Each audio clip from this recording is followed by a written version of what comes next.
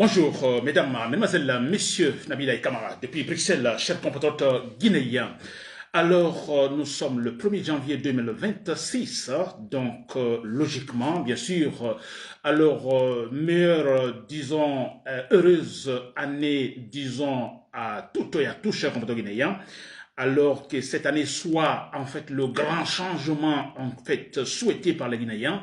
Je parle surtout de changement politique, une année, que l'année soit rationnelle s'il vous plaît, totalement rationnelle, une année dans laquelle on pourrait finalement retrouver en fait la meilleure forme de gouvernement possible, disons la meilleure gouvernance il faut, la meilleure politique pour la Guinée, une année dans laquelle on pourrait facilement se débarrasser de ce boucher de Conakry, Mamadi Doumbouya, chers compatriotes guinéens. Voilà, chers compatriotes guinéens, donc Nabila et Camara depuis Bruxelles, vous le savez, donc c'est ma première vidéo, donc mon premier direct pour cette année 2026, et là, je vais effectivement, comme donc j'avais commencé ou j'avais terminé l'année dernière, en 2025, par des critiques à l'égard de Mamadi Doumbouya, chers compatriotes guinéens. Alors, dans mon thème aujourd'hui, thème de mon direct, il y a deux éléments. Je vais parler de Thibaut Camara, n'est-ce pas? Thibaut Camara. Ce n'est pas pour le dénigrer, non, c'est un message que je lui envoie, cher compatriote guinéen.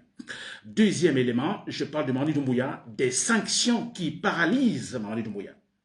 Voilà, ce sont donc les deux éléments que je vais maintenant très rapidement développer, chers compatriotes guinéens. Je répète encore, Nabila Camara depuis Bruxelles. Alors, critique objective, rationnelle. Je suis contre personne, je n'attaque la vie privée de personne. Ce qui m'intéresse ici, c'est la vie publique, chers compatriotes guinéens. N'est-ce pas?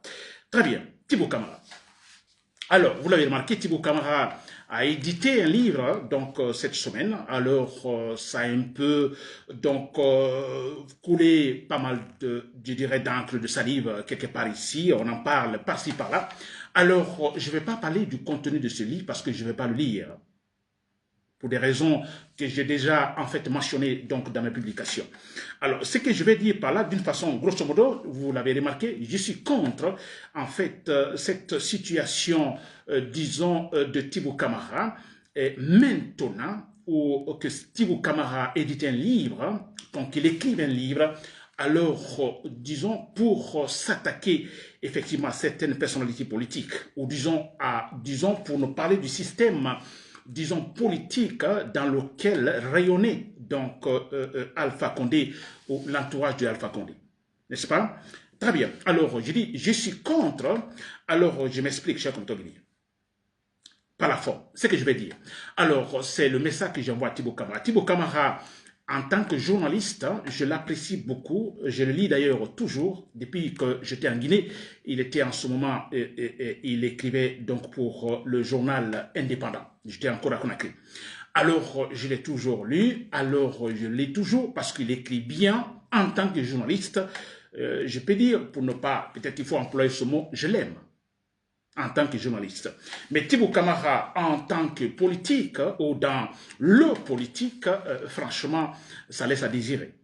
C'est ce point-là, nous ne sommes pas du tout d'accord. Alors moi, je ne suis pas contre, de journaliste, on devient politicien, ou d'ailleurs c'est une promotion, vous êtes journaliste et vous êtes appelé par le pouvoir exécutif, disons, pour le travail.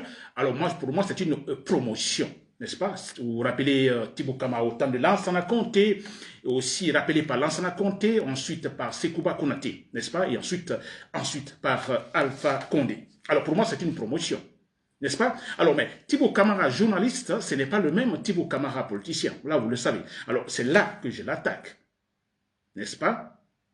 C'est là que je l'attaque. Moi, je ne dis pas que vous êtes politicien, alors vous devez être parfait. Non. Mais quand vous êtes politicien, il faut suivre des principes. Il faut avoir un principe qui ait une cohérence dans vos idées. Si vous étiez avec Lansana Conté, vous étiez pour un principe donné. Alors, si vous venez chez Dadis, c'est que, chez Sekouba Konaté, c'est que le même principe que vous défendiez là, chez Lansana Conté, vous le retrouvez là, chez Sekouba Konaté. Là, je suis d'accord.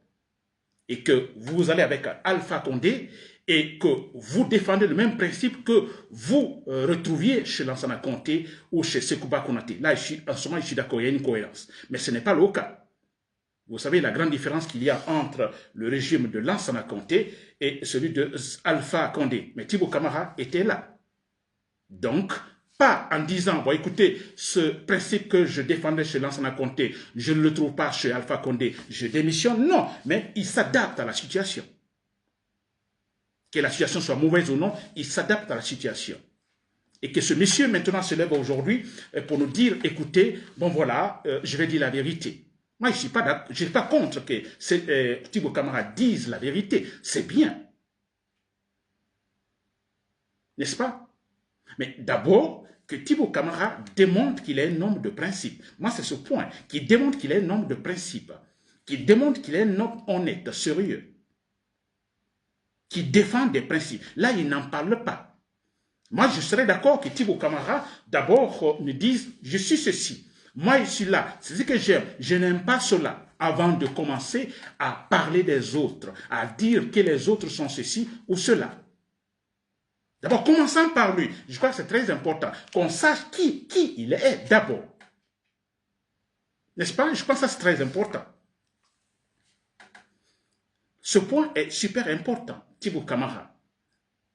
Vous voulez critiquer les autres, mais commencez par vous. Dites qui vous êtes réellement.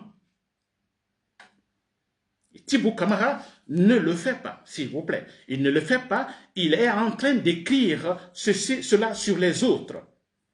Et nous savions tous qui était Thibaut Camara avec Lansana Conté, qui était Thibaut Camara avec Sekouba Konaté, qui était Thibaut Camara avec Alpha Condé. Il a qualifié Alpha Condé l'homme de providence en Guinée, c'est-à-dire un président envoyé par Dieu, donc qui est presque parfait. Et il écrit maintenant un livre pour dire, bon, écoutez, voilà pourquoi ceci, pourquoi cela. Thibaut Camara, je ne suis pas contre que vous écriviez un livre, n'est-ce pas? Si vous me suivez, je ne suis pas contre. J'ai dit que je vous aime en tant que journaliste, parce que j'aime vos écrits. C'est vrai. Mais Thibaut Camara, si maintenant, aujourd'hui, vous voulez dire la vérité, dire, bon, écoutez, au temps d'Alpha Condé, il y avait des gens qui avaient de telles attitudes qui se retrouvent aujourd'hui donc dans le régime de Mamadi Doumbouya, qui adopte un autre comportement, qui avait un comportement, je ne sais pas, d'hypocrisie, etc. Mais Thibaut Camara, vous voulez dire la vérité. Tout le monde, j'ai entendu des gens dire Nabil Camara, mais écoutez, d'accord, mais laissez-le, ce qu'il dit est vrai. D'accord, mais écoutez, qu'il commence par présenter ses excuses aux Guinéens, parce que ce qu'il a fait avec Lansana Conté, c'était de l'hypocrisie. Ensuite, Sekouba Konaté, c'est de l'hypocrisie. Mais avec Alpha Condé, de l'hypocrisie à 100%. Alors qu'ils reconnaissent d'abord ses erreurs, s'il vous plaît. Qu'ils disent, bon, écoutez, je prends mes excuses à tous les Guinéens. Je n'ai pas été, franchement, l'homme idéal pendant tout ce temps en politique. Toutes mes excuses. Mais Thibaut Camara, présentez vos excuses aux Guinéens. Moi, je préfère d'ailleurs un livre entier pour présenter des excuses aux Guinéens.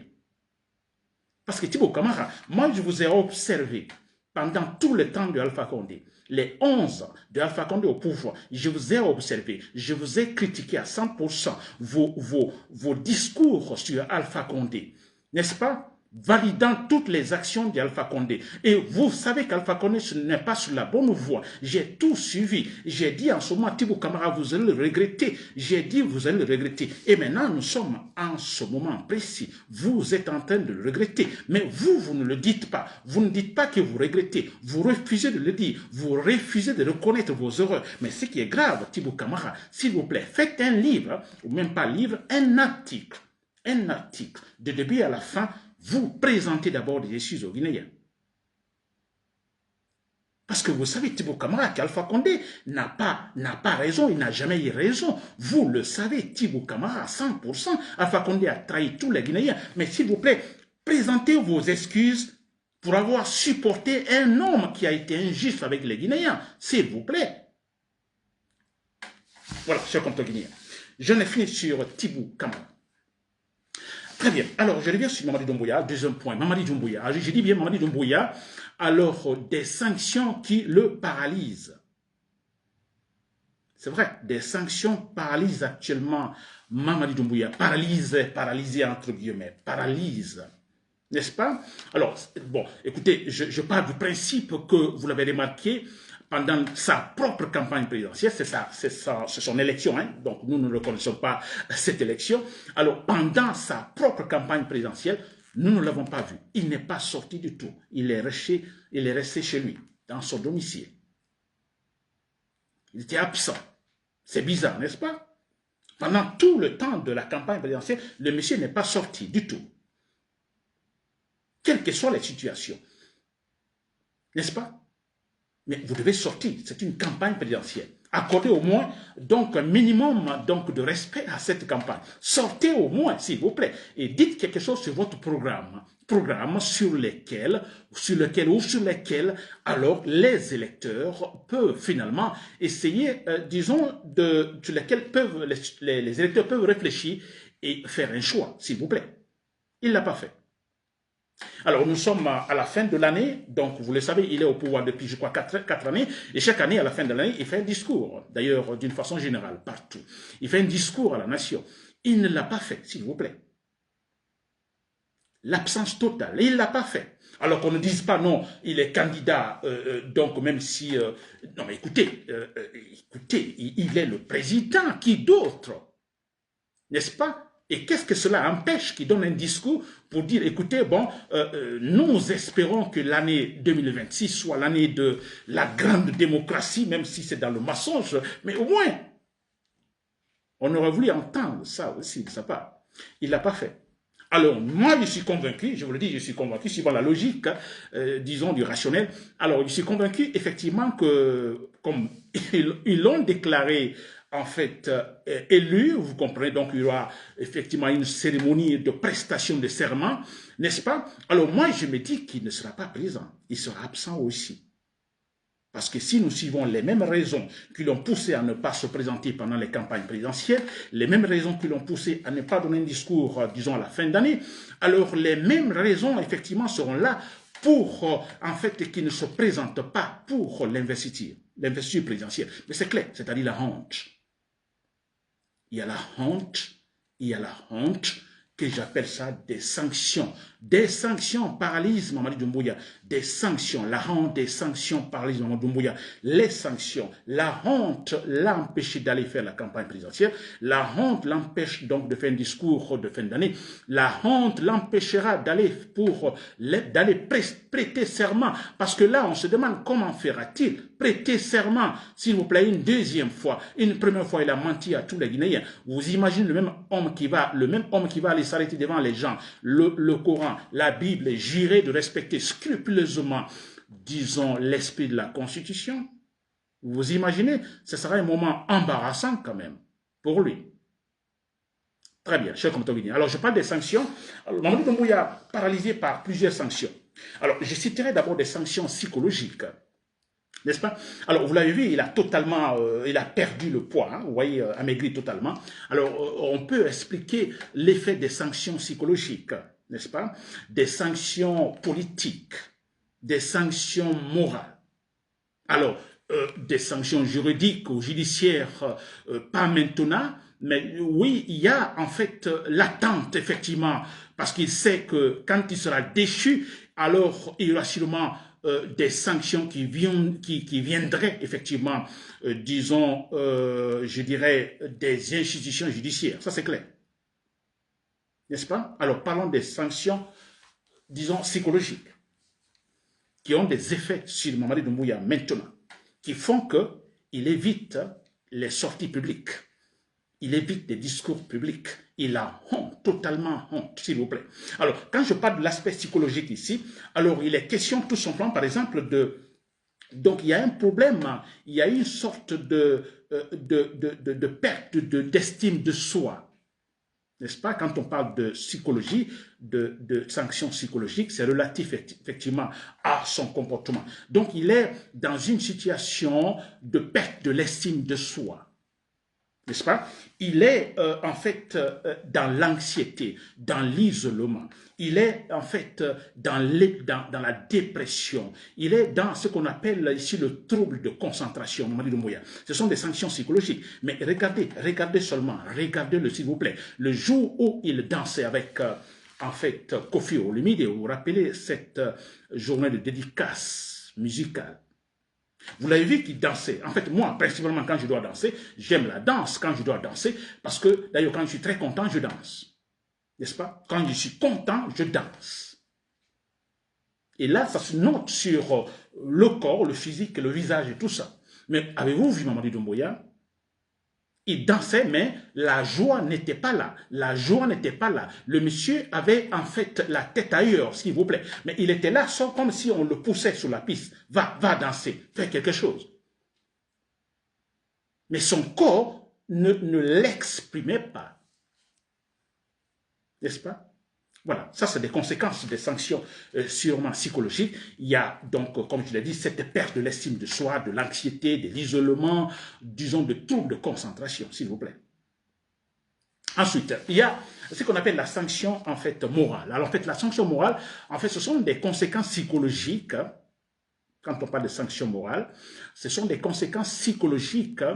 Alors, disons, d'une violation, n'est-ce pas, à en fait une conduite ou à une norme de conduite dans la société.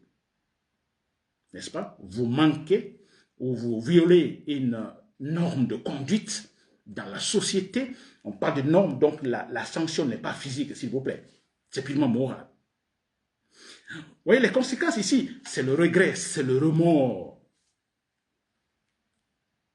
N'est-ce pas? C'est le remords. Il regrette totalement, il est abattu, qu'on pourrait appeler également, disons, en sauce estime de, plutôt. Il y a un problème de complexité, en fait, disons, spirituelle. Il ne se retrouve pas, n'est-ce pas? Moralement parlant. Parce qu'il se dit, en fait, il a un choc moral. Il se dit, quelque part, écoutez, ça, ce sont des normes. Alors, j'ai manqué à ces normes. Finalement, vous voyez, ça joue sur lui. Il y a le remords, il y a le regret total. Ça, c'est vrai. N'est-ce pas, cher compteur guinéen? J'espère que vous me comprenez. Alors, ça, ce sont des éléments qui, actuellement, qui bousculent Mamadi Doumbouya. N'est-ce pas? Bousculent dans sa tête, dans son esprit. N'est-ce pas? Alors, il y a ce qu'on appelle ici des sanctions politiques.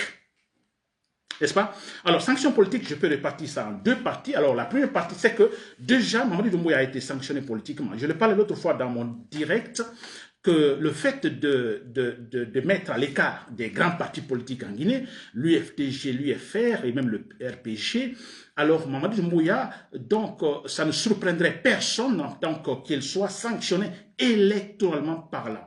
Et vous l'avez remarqué, n'est-ce pas, le jour de leurs fameuses élections, les urnes totalement vides, jamais vu en Guinée. Il a été politiquement sanctionné, électoralement sanctionné. Ça joue sur Mamadi Doumbouya. Il le regrette parce qu'il a en fait dépensé beaucoup, n'est-ce pas, dans ça. Il a préparé ce moment-là. Il aurait voulu que ce moment, en fait, des élections soit, en fait, disons, un moment où, en fait, on parlerait de jamais vu en Guinée concernant la participation électorale. Mais ça n'a pas été le cas. Il a beaucoup dépensé. Il a pris pas mal de tous ces gens qu'il a, en fait, pris dans l'UFDG. N'est-ce pas, que j'appelle des traites qui ont été payés. Il a donné beaucoup d'argent, il a donné des maisons, il a donné des voitures, par-ci, par-là. Il a invité des artistes ailleurs en leur donnant beaucoup d'argent. Mais tout ça, c'était pour ce jour-là, s'il vous plaît. Que ce jour-là, qu'on dise, ce monsieur, il est populaire. La participation à plus de 90%. Il a raté. Il y a une sanction politique, une sanction, en fait, électorale. N'est-ce pas? Alors, je parlais d'une partie de sanctions politiques, d'autres parties de sanctions politiques. Bon, ça viendra après, parce que c'est quand il va chuter, on saura. Voilà ce qui va se passer. N'est-ce pas, cher compteur guinéen? Alors, aussi, il y a ce qu'on appelle des sanctions, moi je dirais, judiciaires. Tout ça, ça joue sur le Mamadi Doumbouya. Alors, les sanctions judiciaires, ce n'est pas maintenant, n'est-ce pas? Ça, c'est sûr, ce n'est pas maintenant. Parce que là, il est question que Mamadi Doumbouya, par exemple, soit mis devant un tribunal, qu'il soit jugé pour le parjure, pour avoir menti aux Guinéens, pour avoir tout simplement dénaturé donc, les institutions guinéennes. N'est-ce pas? Alors, il sera devant un juge, il sera jugé, sanctionné et emprisonné. Mais Ce n'est pas encore arrivé, mais Mamadou Doumbouya s'attend à cela. Et il s'attend à cela, il aimerait éviter ce moment. Et voilà, il fera tout pour se camper au pouvoir. Avec cette peur en lui, s'il vous plaît. N'est-ce pas, chers compatriotes guinéens? Voilà, donc vous m'avez compris, chers patriotes guinéens, vous qui me suivez. Alors, donc la lutte continue pour cette année 2026 avec beaucoup plus d'espoir, c'est vrai. Il y a l'espoir parce que, je disais, le processus démocratique, effectivement, ça va petit à petit, vous voyez, il faut mettre des pas, chaque brique, vous voyez, et chaque brique doit avoir une importance. Et ce qui se passe actuellement, le fait que Mamadou Doumbouya, alors, évite une campagne présidentielle, évite un discours de fin d'année, donc il évitera effectivement l'investiture, mais écoutez, ce sont des éléments importantissimes dans le processus démocratique. N'est-ce pas? On est en train d'abattre Mamadou Doumbouya petit à petit, psychologiquement et ensuite physiquement, chers compatriotes guinéens. Politiquement, là, c'est très clair sur le terrain. Voilà, c'était Nabil et camarades depuis Bruxelles. Merci pour l'écoute. Bonne soirée, chers patriotes guinéens.